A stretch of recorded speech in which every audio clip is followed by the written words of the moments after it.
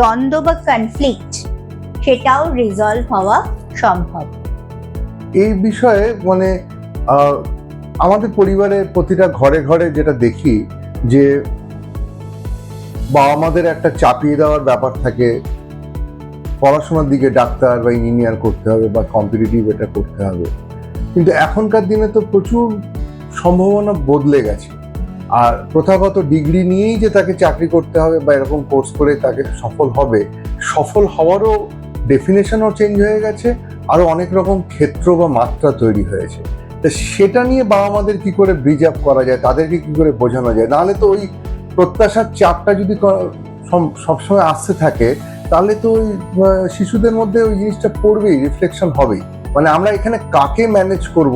As a councillor হিসেবে আপনি বাচ্চাদেরকে বেশি কাউন্সিলিং করবেন না বাবা মাকে কাউন্সিলিং করবেন, বা এটা রেশিওটা কি হবে এই জিনিসটাকে অ্যাড্রেস করার জন্য?